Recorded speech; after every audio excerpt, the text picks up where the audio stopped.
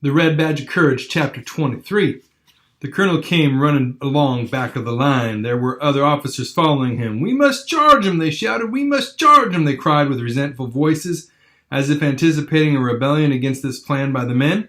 The youth, upon hearing the shouts, began to study the distances between him and the enemy. He made vague calculations. He saw that to be firm soldiers they must go forward. It would be death to stay in the present place, and with all the circumstances to go backward would exalt too many others. Their hope was to push the galling foes away from the fence.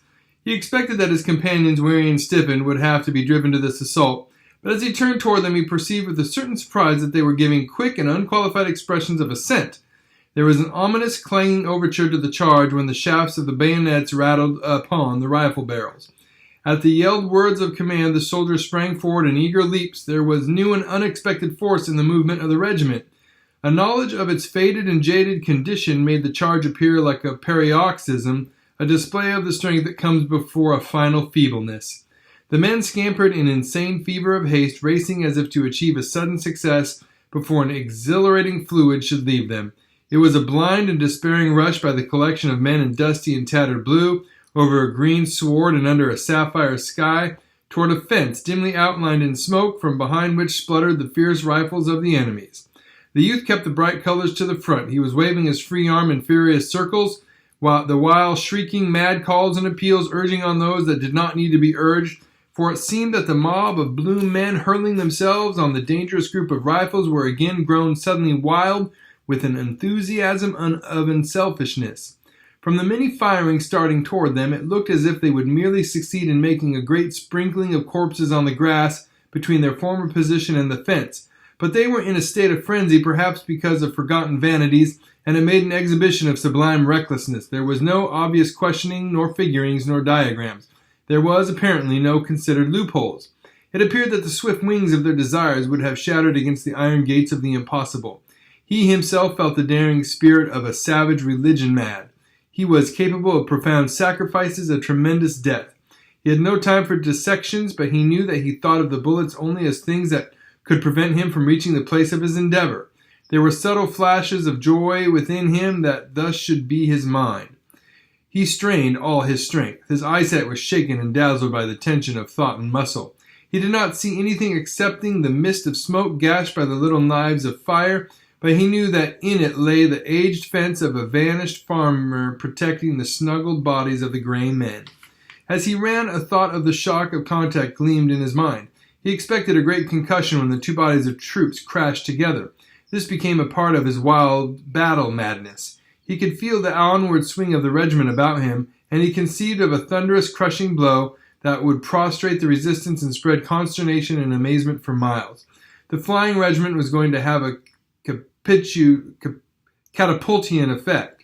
This dream made him run faster among his comrades, who were giving vent to hoarse and frantic cheers. But presently he could see that many of the men in gray did not intend to abide the blow. The smoke rolling disclosed men who ran, their faces still turned.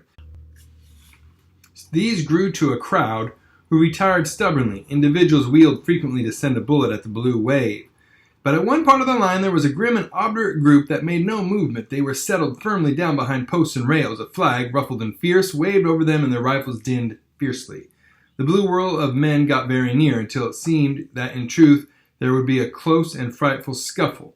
There was an expressed disdain in the opposition of the little group that changed the meaning of the cheers of the men in blue. They became yells of wrath, directed, personal. The cries of the two parties were now, in sound, an interchange of scathing insults. They in blue showed their teeth. Their eyes shone all white. They launched themselves at the throats of those who stood resisting. The space between dwindled to an insignificant distance.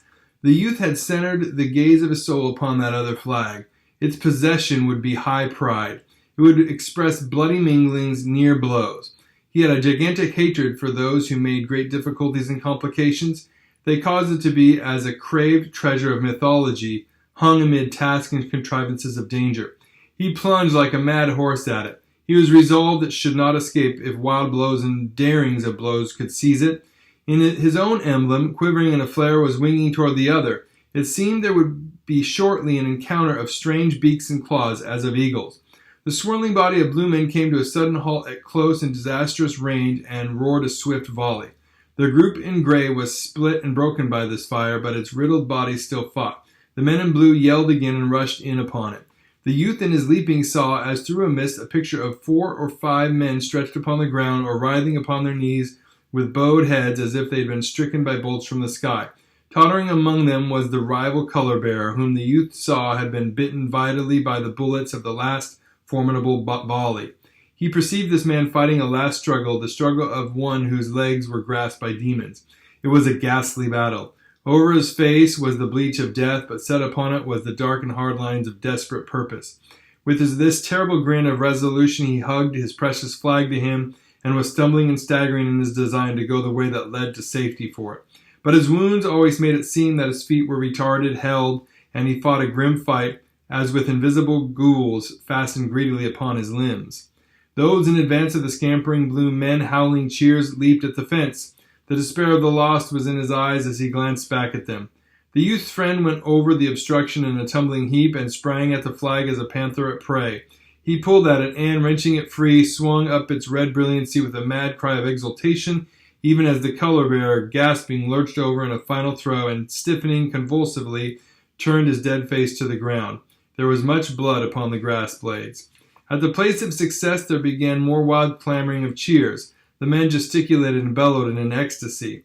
When they spoke, it was as if they considered their listener to be a mile away. What hats and caps were left to them they often slung high in the air. At one part of the line 4 men had been swooped upon, and they now sat as prisoners. Some blue men were about them in an eager and curious circle. The soldiers had trapped strange birds, and there was an examination. A flurry of fast questions was in the air. One of the prisoners was nursing a superficial wound in the foot. He cuddled it baby-wise, but he looked up from it, often to curse with an astonishing utter abandon straight at the noses of his captors. He consigned them to red regions. He called upon the pestilential wrath of strange gods. And with it all he was singularly free from recognition of the finer points of the conduct of prisoners of war.